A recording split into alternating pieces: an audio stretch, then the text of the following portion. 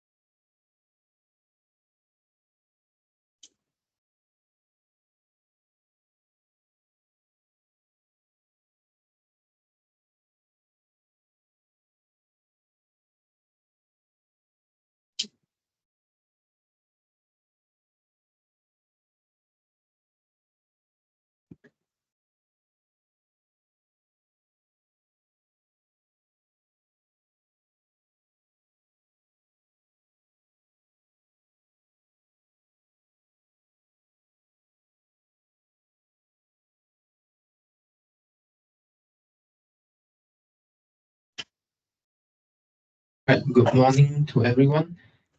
Everyone wake up, including me. Okay.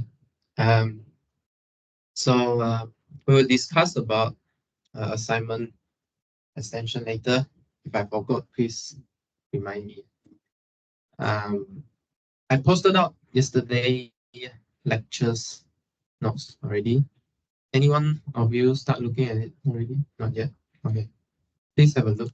Um, I provided two proofs for the limits law for part 3 and part 4, especially the product of sequence convergence, product of convergence sequence and quotient of convergence sequence. And you can have a read, okay, how these proofs are different and then how they can prove the same thing. And then this will affect the choice of epsilon and so on. Right. So before we start, let's recall what's the main tool we have used yesterday. Okay, what's the main tool we have used yesterday? So only one thing we used yesterday was the definition of convergence of sequence. Really, there's only that thing we used yesterday. Okay. So an converge to a limit L as n go to infinity really means for every epsilon greater than 0, okay, and then there exists an n which might depend on epsilon such that for all the terms behind n epsilon, we have the term an minus L. The absolute difference between an minus L is less than 2, strictly less. Okay, so how we use this definition? There are two kind of condition we use it. Right. So first kind is we assume it is true. Okay. If we assume it is true, what can we do? What does this statement tell us? If we assume it is true. So we can just simply pick any epsilon. Okay, we can pick epsilon greater than 0. Okay. Then you are given an epsilon. Okay, such that blah blah blah. Okay. Okay, you are given an epsilon such that something happened. Okay. Case 2. We don't know whether it's true. We want to prove. Okay. We want to prove it is true. So if you want to prove it is true, what should you do? You want to prove a statement that has a universal quantifier.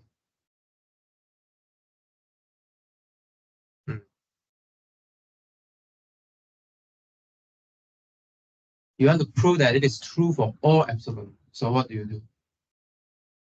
So here, I would say pick a specific one. But to prove it is true, you need to take any one. You cannot pick already. Okay, you need to take any epsilon. Any should work. Okay, you cannot pick a specific one. Then what do you need to do? You need to find, okay, an epsilon such that blah blah blah. Okay, so what's the difference between these two? Okay, first, you are like given by God. Okay, you don't need to do anything. Just input an epsilon, God give you one. You are given already. Okay, maybe we don't know how it is given, but you have access to an epsilon. But second, if you want to prove, you need to find, if you need to take any epsilon, then you go and find this n epsilon. So you need to do work here. Okay. So second part here, you need to do work. Okay, the first part here, no work.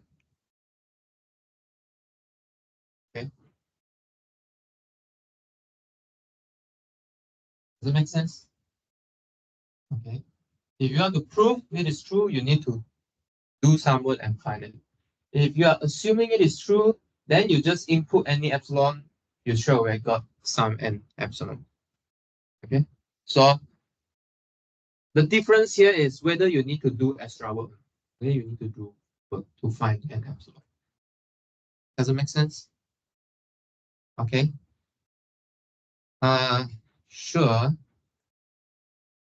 So if it is making sense, then how about we do a morning exercise? Prove the squeeze theorem. Okay, so let's prove the squeeze theorem. Let's do some morning exercise. And we do squeeze theorem.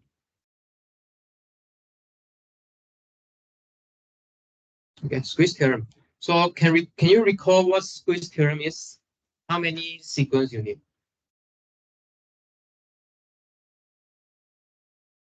Two sequence speaking about another sequence, right? So you need three. So let's have three sequences. Squeeze, right? So you need to imagine like a sandwich, right? You have two pieces of sandwich and one hams. Okay, I'm not sure you had your breakfast already or not. Yeah, sequence. I think I'm still sleepy on how to spell sequence. Sequence. Okay, I think UENICES. Sequence. Is it like this? Okay. Suppose these are sequence and there exists some n in n such that we see the squeezing happening. So Bn is bounded by n and Cn. Okay. And for all n afterwards, okay, that An and Cn converge. Okay, converge to the same L. Same L. Limit. Then what happened? We can talk about the limit of Bn as well. Then Bn also converges to. Okay, so what's the picture you need to have in your mind here? What's the picture you should have in your mind here? You should think of a Bn sitting in the middle, right? Okay, and then Cn might be approached from the top and An approach from the bottom. Okay, if Cn and An converges, right? Maybe something like that. They overlap somehow at the end. Then Bn should converge to the same. Sense? Okay, I don't have animation here, so I just throw it. Okay, so how to prove this, right? How to prove this? So what's our goal? Very important in the pure maths course, right? Proof. Very important. What's the goal? What's the goal here? Tell me the goal first. Okay. I don't want to play into a wrong goal. So what's the goal?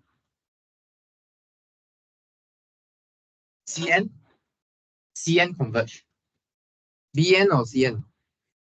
Is the one in the middle, right? Okay, so the one in the middle is Bn. So I want to show that Bn converge. So let's write down what does Bn converge means. Okay, again, definition again. Okay, we start with epsilon. So precisely for every epsilon greater than 0. Okay, so you want to prove, so meaning you need to do what? So you need to find an n depending on epsilon such that for n greater or equals to n epsilon, what do we have? The absolute value of Bn minus L is less than epsilon. Okay. What do we know? Okay, assumption. What are the assumptions? You recall what's the assumption here? There are few assumptions here. Can you tell me how many of them? How many assumptions here? Two. Two. I say three. Why? First, you have a bounding assumption here. And then you know that AN converges. And you also know that CN converges. Okay, we have three things here. So list down the three things. Okay, it's like you want to go cooking, right? You want to make a dish. Okay, you need to know your recipe first, your ingredient. Okay, otherwise you forgot to put. And you forgot to put, for example, if you want to cook what do you like to eat? What do you like to eat? Fish and chips, right? So fish and chips, right? Very important thing is what? Salt and pepper. If you don't put salt and pepper, fish and chips is not nice. Okay, too fishy. Okay, so you need to list down. I have salt, I have pepper. I need to remember to put it later. Okay, so list down what's your assumption. Okay, and then remember your goal. So sure. So let's list down some assumption here. First assumption says what? Okay, it's quite straightforward. There exists an n in n such that an is bn is bounded between by an and cn. Okay, for all n greater than n, and then two, an converge to l. Okay. So what does this mean here? So for every epsilon greater than 0, there exists an n epsilon. So to differentiate, you see, here n epsilon, here n epsilon again. Okay, I want to differentiate this n epsilon. So I give it a name. So let's say I give it a name A, NA. Okay, in n, such that for everything after NA epsilon implies that AN minus L is less than epsilon. Third assumption, Cn, right? Cn converges to L also. So for every epsilon greater than 0, okay, there exists an n epsilon, okay, another n epsilon because this one is for C. So let's say this is C, implies that Cn, such that that let's move this thing out a bit. Okay, such that n greater or equals to nc epsilon implies that Cn minus L is less than. Okay, so with these three assumptions, right, how do you get Bn minus L? Okay, so out of this assumption, how you get Bn minus L? Okay, try and play around with these inequalities differences. Okay, I give you about 5 minutes. Try and discuss among your group. Okay, discuss with your friend how you put these inequalities together to get your final goal. You can try and discuss with your friend beside you. Produce this proof. Okay, you may start now.